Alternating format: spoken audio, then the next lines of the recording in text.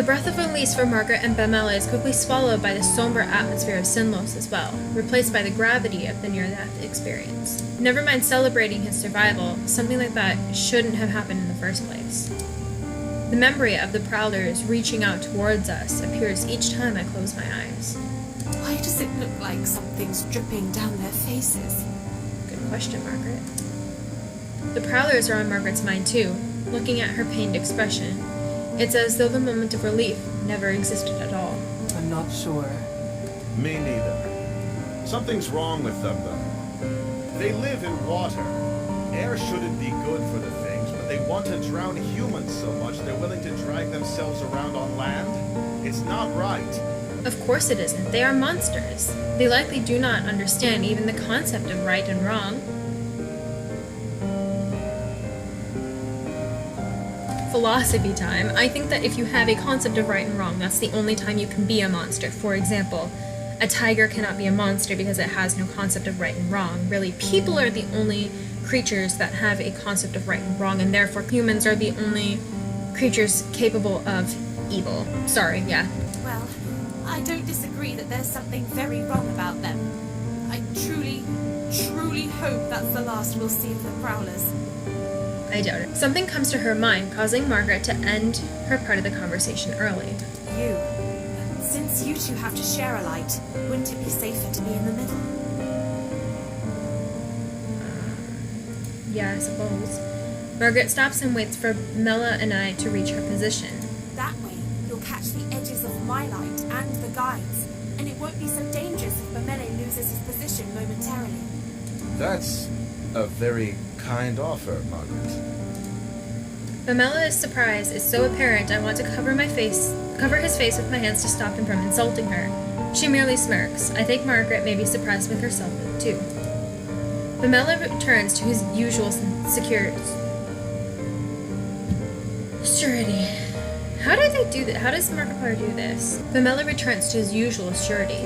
As thoughtful as it is, I, at least, am fine with bringing up the rear. I'm used to keeping watch for monsters, and since there are two of us, I can pay attention to the back while Kika focuses ahead. It's not my light, though, so I shouldn't be the one to decide what she should do with it. Margaret and Bamela turn to look at me in unison. Seems like it's my decision. The current format has worked. Behind? Seems like it. Yes, I think we'll be good here. I think I just killed Bamela instead of Margaret. But really, thank you. That was a very kind offer. Well, alright. Margaret respects our decision and trots ahead a bit to catch back up with the guide. He, who has paid no mind to the entire effect. ... So, I don't want to sound like a child, but how much longer until we arrive at the halfway point? When do we get there? Margaret chuckles, reflecting the amusement I don't want to vocalize. We still have some ways to go. Some ways. Damn. I suppress my laughter yet again at his pouting response. The gloom we've been under dissipates slightly, like light flickering through the fog. Oh my god. The first trial tends to be the most difficult. I believe we will only react better from this point on. She doesn't play very many horror games, does she? I like the way you think. Then a gleam enters Bamela's eyes, and he I grins. think Kika deserves a round of applause. Her quick reflexes are owed the utmost appreciation.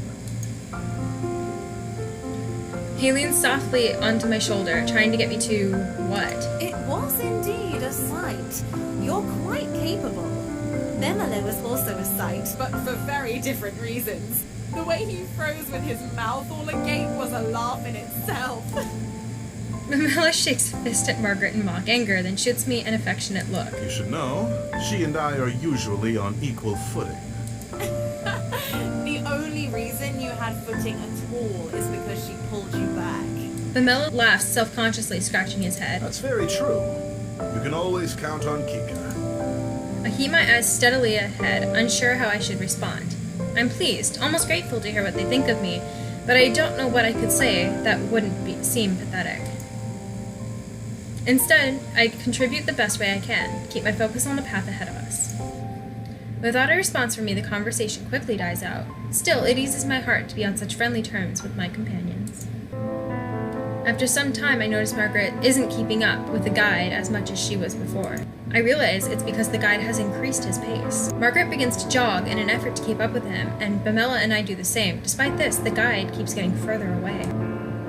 We go faster and faster until suddenly we're in a full-on sprint across the slip wooden boards.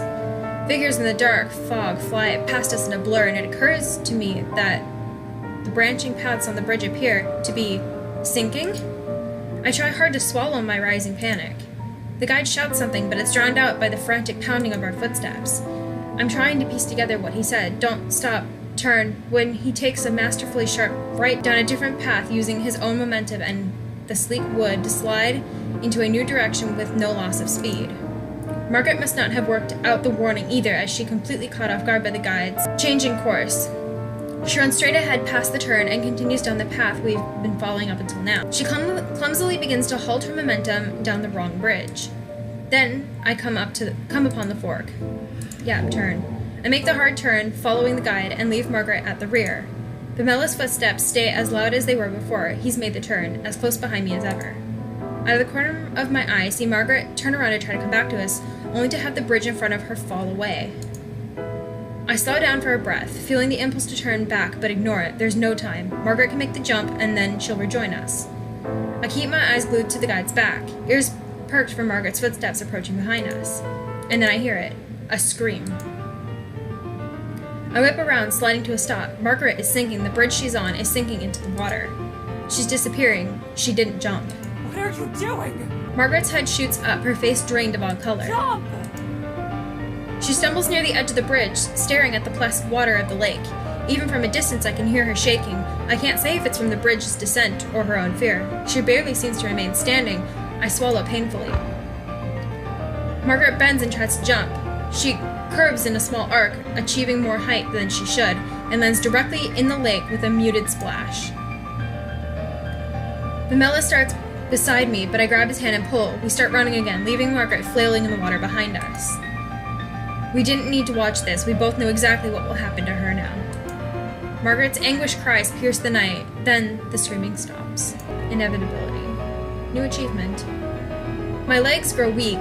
It isn't right, but I push myself to keep going. Bamela curses between heavy breaths, calling those things every foul name in his large book. I try to focus on the pounding of my feet, but my brain won't cooperate. Instead, I imagine Margaret's terror as she's clawed to pieces by the Nixie. After everything, I didn't help her. We left her in the dark. As the night wears on, our strength rapidly fades. How much longer will this last? People have to rest sometime. Almost as if response to my thought, the guide abruptly halts. I skid to a stop as well, sliding on the surface of the wood. Why did we stop?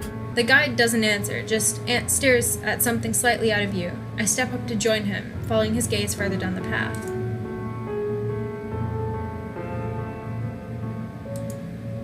There, curled in a little ball, illuminated by the lantern's light, cowers a person. His hands grip at his head, and he rocks from side to side, mumbling incoherently. It's a man. I'm struck with an array of questions. What is going on? Why would he wander out into the bridges on his own? Did he make it this far by himself? Were there others with him? If that's somehow the case, I can't blame him for the state of shock he's in. The man stops mumbling. He glances above him, seemingly only just now having the strength to lift his head. His expression, the deepest sadness, along with the clear markings of terror, are scrawled across his face. I stared at him in shock, not sure what to do. Leave him. Okay. I snap my eyes away from the man and instead look to the guide's cold, implacable face. Implacable. No! We can't just leave him here. Without light, it's certain he'll die. He won't make it regardless. Whoever shelters him will only risk dragging themselves down with him. Leave him. I glance at my partner. Bamela is outraged. I'm trying to think of some compromise when the guide speaks again, his voice cutting. If the man comes, shielding him will have to remain at a distance from the rest of the group. Far enough that you can't see me, just my light. That is how you will travel across the bridges. I didn't agree to lead this man, and I won't. If you ask me to, I will leave you all behind. Adrenaline surges through my veins and I tense up. It's a painful reminder that the guide isn't here to save our lives, but merely to show us the way. We are on our own. Bamela and I frantically share more looks between each other, trying to communicate without words. Neither of us have a desire to speak and be the first to make a choice. The man is standing now, though still hunched with his arms wrapped around himself, as if expecting a blow.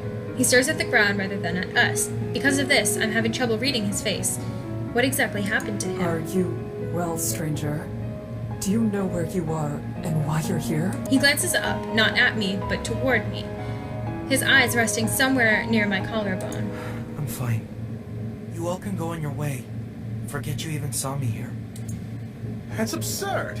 You have no way to defend yourself. We can't leave you. Yes, I'm sure in your eyes I might not seem like much, but that's not exactly a fair shake. Maybe in a perfect world, every man would be as large as you. But that's not how things always go. Doesn't mean I'm defenseless. The man's response is meandering. The words themselves seem to be in good jest, but he's still barely looking at us, fidgeting with his hands. Bamela frowns, unimpressed. It was a joke. He smiles hesitantly, making eye contact with each of us for the first time. What part of it was supposed to be the joke? Do you even realize what is happening in this moment? Never mind. Forget that too. Point is, I'm alright. You have found yourself out alone and unlit on Sinlos. Exactly. Something must be wrong with you. Oh no. Sounds like you've been talking with my father. The man gives a small wave and begins down the path we came. Bamela huffs, tossing his hands into the air. That's not even the right way. It is for me. Yeah, it's a bridge, Bamela. I don't know where he's going. You must have come quite a ways if it was the other shore you started on. The man's smile grows. Good. That's not so bad. There's no response to this remark, unsure of what could be said. I still think he should come with us. A person needs a light, and the guide himself said he won't be able to manage on his own. Sticking with us is his best option. So we have just my lantern and the guides. We look over the man's body, noting the scrawniness of his limbs. Scrawny, but not necessarily lacking in muscle. The bravado he was showing us as he tried to leave us has faded yet again, and now he's standing quietly, looking at us as if watching a play. Interest, but no true connection to the events. It's easy for you to say such things, but whose light are you offering? It's not mine, and you are putting her in even more danger with your own presence already. Bamela's hands turn into fists. He looks away but doesn't say anything. For a moment, no one does. I feel a cold sweat on my brow as what I feared comes to pass. He is stopping us from protecting one another. From protecting another. Why must he get involved now? Why can't he not leave us to make our own decisions? You. Don't worry about me. I'll be on my way now. The man's voice is full of something I cannot place, and he starts to shuffle back down the way we came, arms still clenched around himself. I know the guide wants to act as though there is no option. However, I could stay back with him. I'll put Bamela and myself at significantly more risk, but at least this man will stand a chance. No, I can't risk it. Bamela stares at the man as he leaves. We both watch him drag his little frame down the bridge, quickly fading from sight. We had to let him go. We've already suffered the loss of one of our own. The space the man vanishes into is dark and silent. We can see and hear nothing of him, not even his footsteps. The guide is right. There are no other options. Well, that is what I have to believe. We need to get through this somehow, and being weighed down with guilt will only distract us. The guide starts moving again, at a quick pace. After a moment's hesitation and one last glance into the truly lifeless fog, we run to catch up to him. I curl my hands into fists, hoping it'll strengthen my resolve. Then I push forward. We turn down a different path, and the guide stops. Oh dear. Ahead of us stands a group of prowlers. At the sound of us, they turn their head in unison, as if they knew we were coming. I inhale. The prowlers wriggle somehow, their skin moving more slowly than it should, sliding across their skeletons. They laugh. We cannot lose another lantern at this point. We're almost to the island. Good to know. The guide rummages through his coat with his free hand. What are you planning? Bamela's tone is borderline threatening, but the guide ignores him. He pulls out a small pouch, then opens a latch in his lantern. Wait, are you going to throw that at them? What if the bridge sets on fire? Then it'll keep all the prowlers off of it, because it'll all be alight. It will. We're going to run. Oh, I was right. This is insane! These bridges are hellish enough without them also being on fire. And what about the other man? If he's still out there, this could... He's dead. We're not losing another lantern. He says it with such detached certainty, as if he saw it happen himself. No one argues with him. The guide steps closer to the prowlers. We fall into step behind him, staying close to his back. He bends his lantern back down until it is lowered to his outreach arm. The pouch in his hand is set aflame. With a practiced flick of the wrist, he swings the staff back and up. The glass on the lantern snaps closed. Don't get left behind. He takes 3 quick steps, then tosses the pouch. The prowlers are back in the water before the pouch even lands. As soon as it does, the fire starts to lick and curl itself around the wood. The guide breaks into a sprint, and so do the rest of us. The blaze grows despite the heavy dampness from the lake. These bridges aren't normal bridges, of course, that's true. Nothing here is right. Hopefully it won't collapse with the flames. We stay on the guide's heels, almost too close for comfort. If he stops abruptly, we'll all crash into one another and maybe even fall off the bridge. Then the world tilts. I was mid-stride when I put my foot down. The bridge isn't where it was. It lurches to one side, either because it was weakened or pushed. Bamela and I manage to keep our ground, as does the guide. He presses on with even bothering to see if we were able to follow.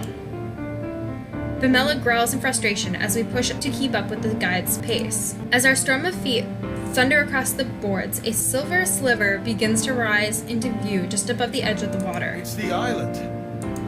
Is it? The island? I squint and suddenly make out the craggy forms of land and earth. I see it, we're almost there. Safety at long last in sight. New energy surges through me. We push ourselves faster, longer to get these godforsaken bridges behind our backs. All at once, the bridge ends. Our entire group rushes ashore. Earth. Solid earth. A haven from the water. I catch my breath while still moving even further away from the dark shoreline. I can't believe we actually made it. Even more difficult is the idea that we're only halfway done. Oh yeah, island in the... okay. When night falls once more, we will have to do it again.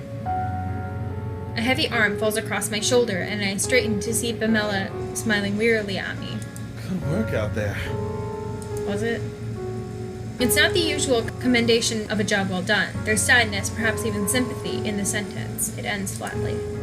Usually, Bamela's comfort and good nature gives me at least the urge to smile, but right now it feels like a hollow victory. Despite still having the comfort of one another, we are incapable of doing any true good. We were only able to save ourselves. A quiet moment passes between us. And then, the guide is there. He moves so smoothly that his steps on the soft sand are nearly silent, and his dusky clothes blend with the thinning of the night. The sun will rise soon. The fire on the bridge is the only reason this island isn't overrun with prowlers right now.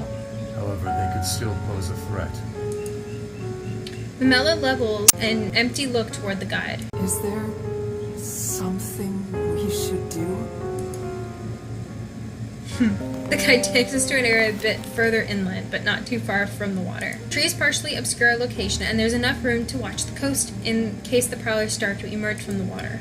Essentially, it's a place where an ambush would be hard. If any of you see anything at all, speak up. We don't want them to sneak up on us. Almost automatically, each member of the group turns to a different direction. As the sky continues to fade, from pale purple to muted blue, the waters stay silent. For the first time, nothing happens. It is a miracle. Suddenly, my chest is lighter and the air is fresher. The first pricks of sunlight appear over the horizon, stinging my eyes after such a long journey through darkness. A sound catches my attention, and I move my focus towards its direction. The guide is opening the latch on his lantern again. He gently, almost respectfully, blows out the light. We no longer have to worry about the Nixie. It is over for today. This poor guy does this, like, every day. I'm almost unable to keep tears of relief from pouring out at those words. We made it through the night. We survived. Then we find our own space, as comfortable as we can get, and lie down for the rest we weren't sure would ever come. I'm ending it there. So it's kind of cool. It's kind of like those, like, Choose Your Adventure Goosebumps books. I don't know if you guys remember those. I don't know if anyone who watches me even read Goosebumps. But yeah, it reminds me a bit of those, like, Choose Your Own Adventure books. I think maybe if we had chosen differently, Margaret might have survived, but then I think Bamela would have not. I don't know. I kind of figured that she would die, and I did not think that adding the new boy would have gone well, though maybe at a different time I will come back and play through that scenario, and you can too. This is a free game on Steam. You guys can all play this too if you want. Are you allowed to just show games? Are you allowed to just show games online? Am I gonna get a copyright for this? Like, because I don't know the game, and I didn't even pay for it. So, I don't know. Writing up the rules about that, we'll see. Depending on what the rules are, I'm commenting on it, right? Like I'm doing, I'm not just like playing the game, like I'm commenting. So that means if I don't know how to do this. I do hope that you guys enjoyed the video. I thought it was kind of fun, and I'm going to be doing the part 2 later, so you'll have to stay tuned to the rest of my my 31 Days of Halloween to see that. I think that this video is a wrap, so thank you for watching. If you like this kind of video, probably not going to do it too often, but this might be a way for me to do drawing, like, digital art, so with the me in the corner. That's something I haven't seen anyone else do, so that could be interesting. Oh wait, just kidding, Jazza does that, but not very many people do it, so rather than just a simple voiceover, you can actually see me and my face. I'm sure I don't make pretty faces when I'm drawing. Maybe that's not a good idea. Maybe that's why no one else does it. Whoa, what are you? Okay.